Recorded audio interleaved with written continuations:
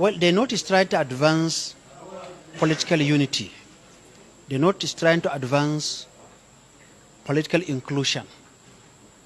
That whosoever is the president of Nigeria is the president of everybody. You are not the president for the North, you are not president for the South, you are not president for Igbo or for Yoruba or for Hausa or for Fulani, you are the president of every Nigerian citizen. That's what North want to advance, and that's what we believe in. Unlike today, with Tinubu's administration, he has proven to be anti-North, anti-poor man. And look at the budget and go through the budget lines of the Ministry of Works, for example.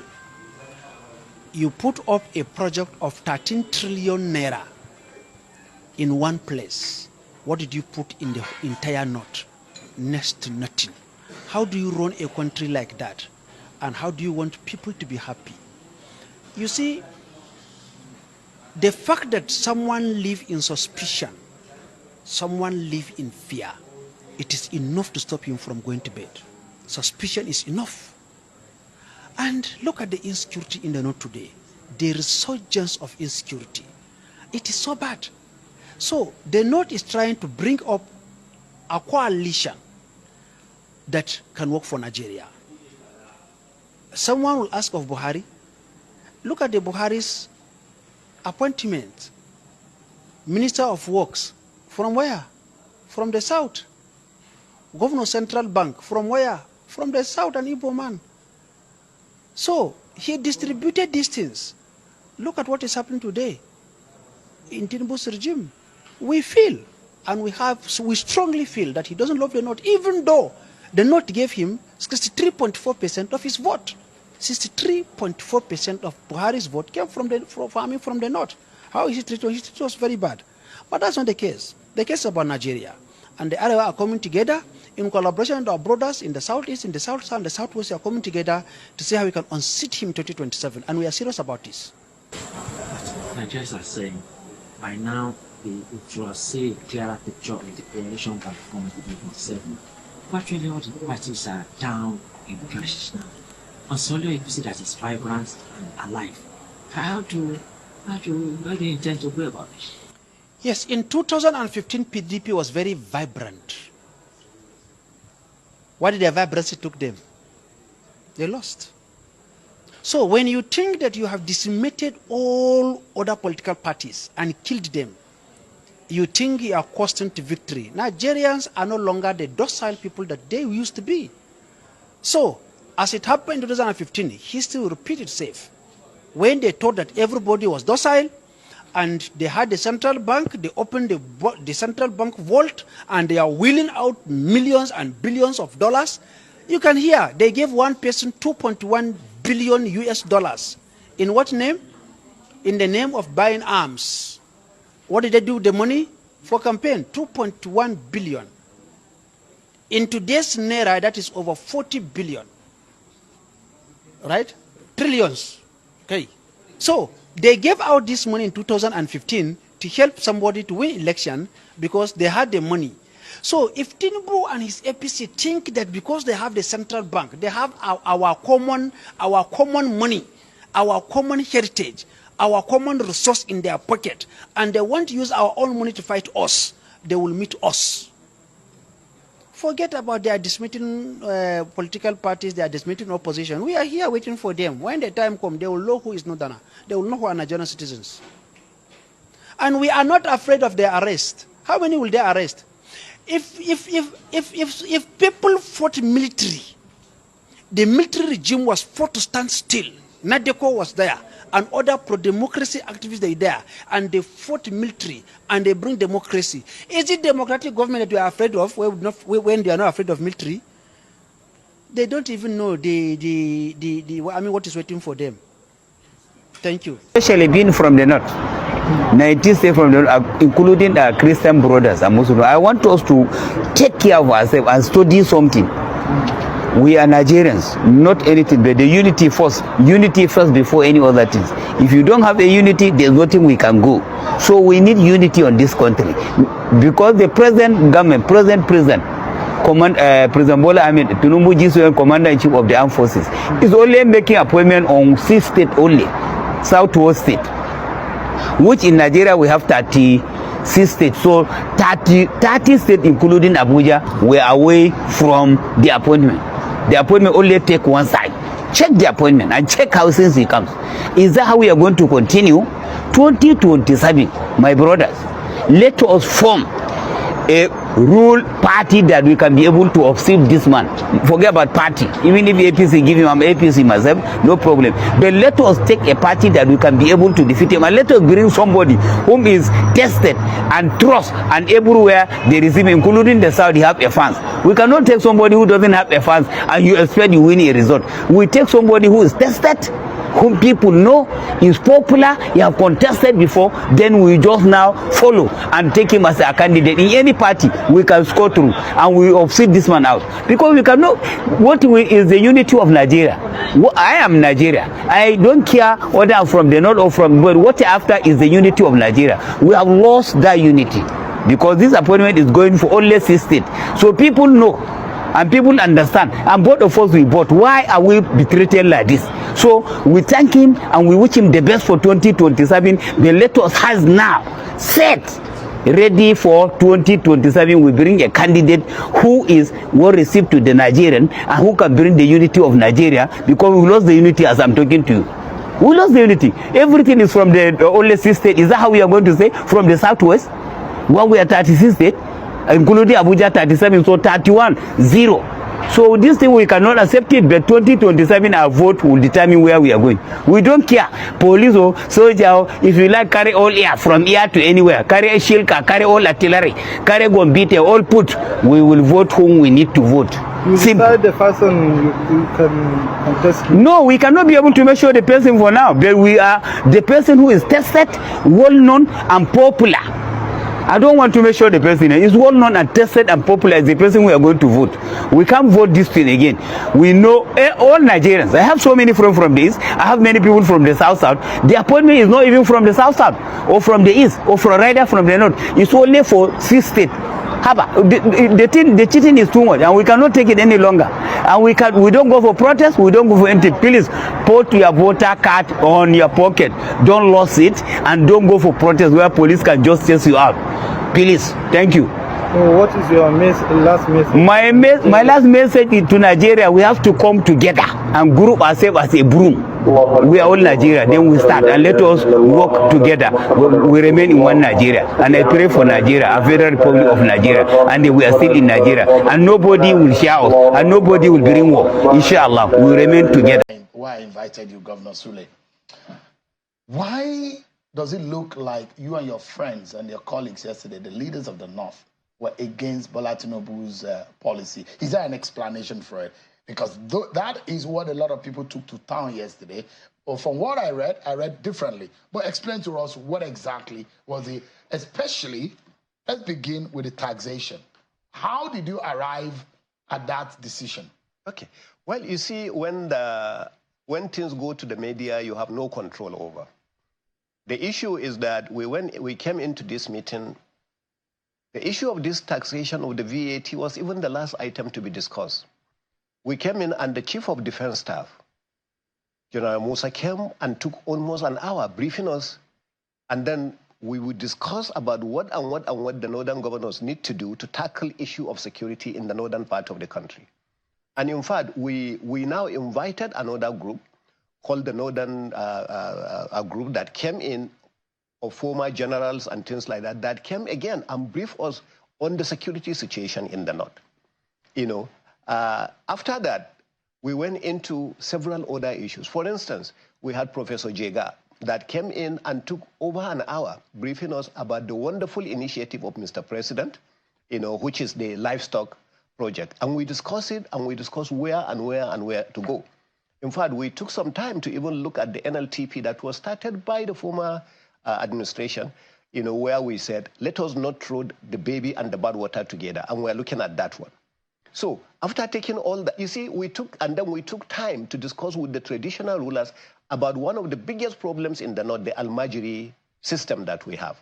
And then we even gave examples, about what some other states have done, the steps they have taken, given by the Sultan, and advising all the states, to go and do exactly what like Gombe and Zamfara has done concerning the issue of the Almajiri. So the last one that we even took, after discussing all these various issues on mining, on agriculture, on this, was this issue of the item. But you see, when the news came, like you are saying, why are the governors of the North against President Tinubu? We cannot bring President Tinubu as a president. And the North came in very heavily in making sure President Tinubu becomes president and turn around again and be against him.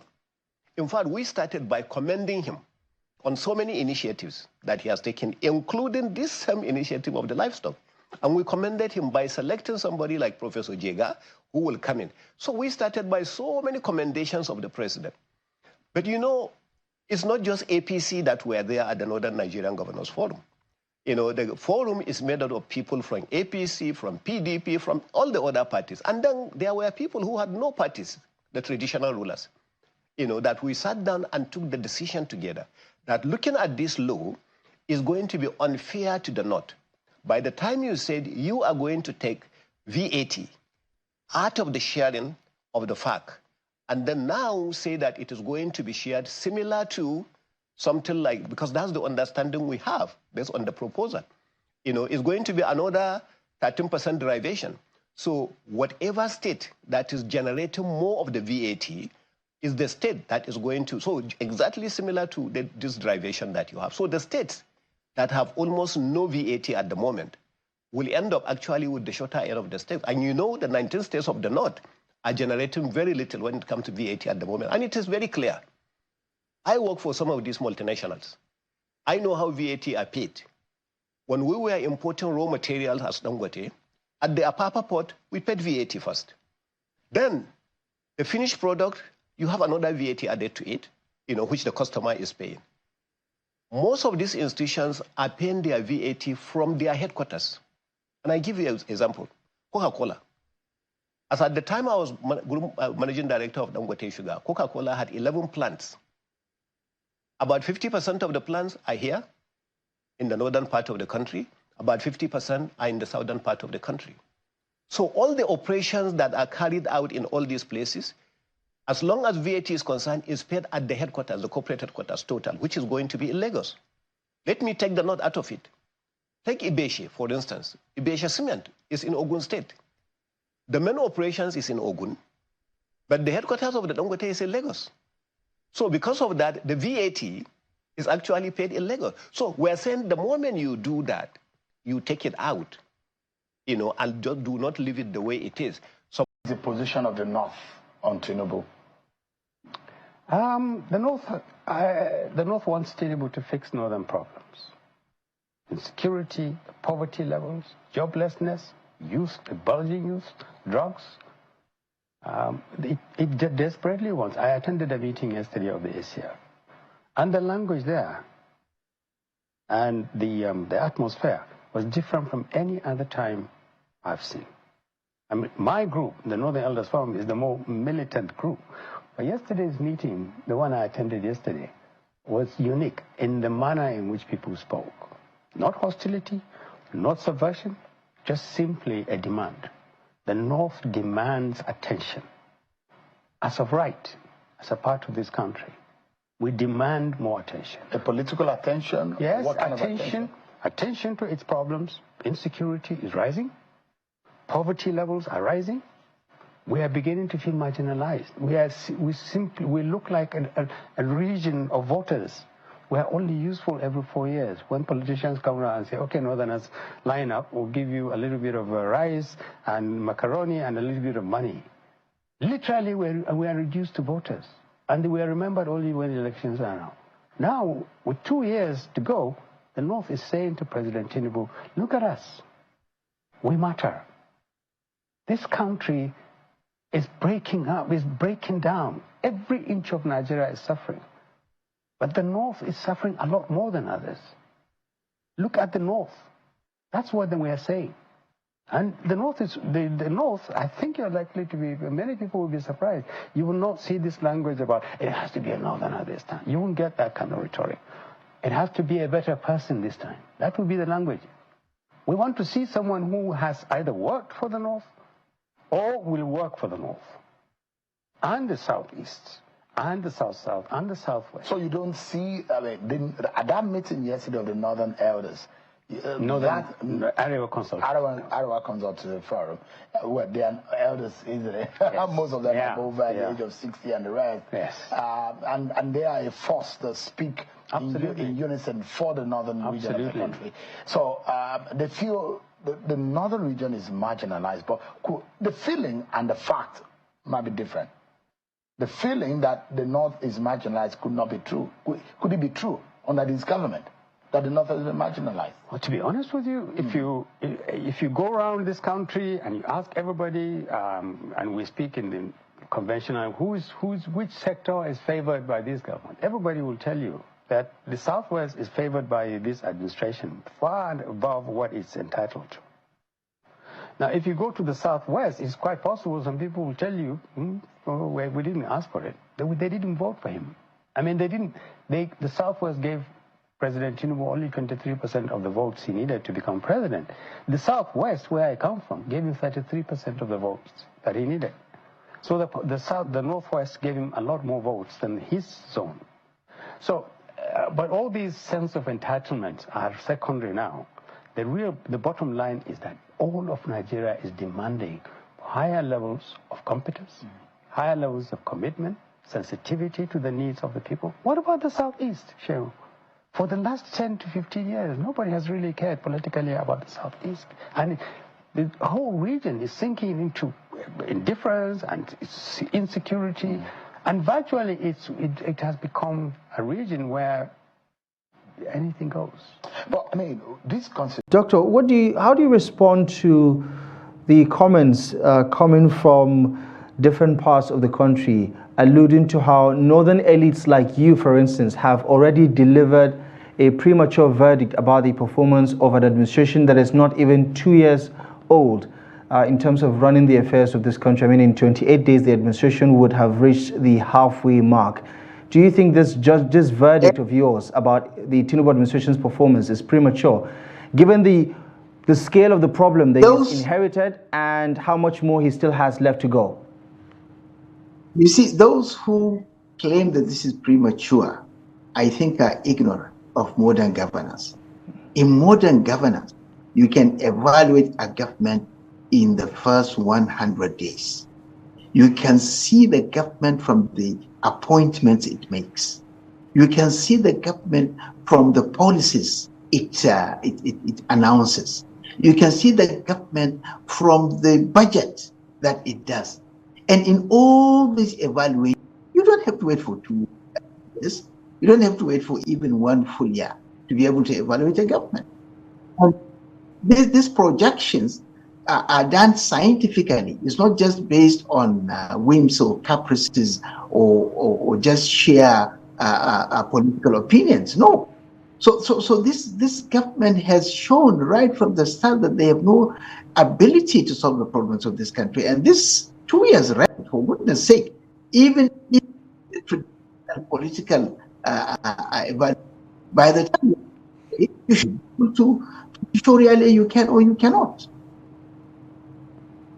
And when the presidency says that all of these distractions are coming from the north and you're basically trying to give a dog a bad name, talk to me about some of the narratives that we've heard recently around the marginalization of the north. What are your 2 cents about it? Do you think this administration has done anything that suggests that the north is being sidelined in the grand scheme of things? I think this government is grateful, and it appears to be overwhelmed and confused, because I thought they would remember that nearly 60% plus of their votes came from the north. Well, at least that's what INEC claims, and the courts upheld. So we work with what what the courts say, and we know very well that the president did not win it in Lagos, right? And so how can you ever think of blaming the North that gave you the votes to be there? I mean, it's the height of ingratitude, and I think the North has every reason to be angry. Now, there are people who talk about the North being poor and therefore they can always use money to buy off, votes. There are people who are saying all manners of things. That's okay. Let them say what they want to say. And let us wait for 2027 and let us see. Here, I'm not saying the North is going to do one thing or the other, but like I started saying, the test of the pudding is in the eating. Let us see how things will go. As we all know, there's growing tension in the political landscape as some northern leaders and interest groups have publicly threatened to withdraw their support for President Bola Tinubu in the 2027 elections. They claim that his administration has neglected the North in terms of development, appointments, and policy attention. But let's unpack this. Is the North really being sidelined? Or is this another case of political amnesia and selective outrage? Let's be clear. Nigerians from all regions are complaining. The removal of fuel subsidy, naira devaluation, and rising cost of living have hit everyone from south, north, east, and west. These are not regional problems. They are national problems. It's understandable that Nigerians are frustrated. The hardship is real. And yes, the Tinubu administration has a lot to prove in terms of cushioning the economic burden. But blaming the president solely, especially from a regional lens, is disingenuous. If we are talking about appointments, a closer look reveals that northern Nigerians hold some of the most powerful and strategic positions in Tinubu's cabinet. The Minister of Defense, Mohammed Badaru, National Security Advisor, Nuhu Ribadu, Minister of Agriculture, Abubakar Kyari, just to name a few. Let's not forget that major military installations, federal universities, and infrastructural projects are still very active in the north. The administration is continuing national projects started under Buhari, many of which benefited the north disproportionately. So what exactly is the neglect? Under President Buhari's regime, the South repeatedly complained of marginalization and lopsided appointments. Did the North call it out then? No. In fact, many defended it fiercely. Now, barely 2 years into a Southern presidency, there's loud protest over neglect. This sudden concern about federal balance seems less like patriotism and more like entitlement. You can't enjoy silence when your region holds power and then cry foul the moment it doesn't. That's not how democracy works. Threatening to vote out Tinubu because of regional dissatisfaction is every citizen's right. But let's be honest, this shouldn't be about where someone comes from. It should be about competence, ideas, and delivery. If the North feels neglected, the right thing to do is engage constructively, not threaten political revenge while conveniently ignoring years of northern dominance. President Tinubu has a lot to do, and the criticism from all regions should not be dismissed, but reducing national issues to regional grievances is a dangerous game. The North must take a moment to reflect on its own role in the imbalance it now protests. Let's be fair, let's be factual, and above all, let's be united in demanding performance from all our leaders, regardless of tribe, tongue, or religion. Kindly like, share, and subscribe to my channel.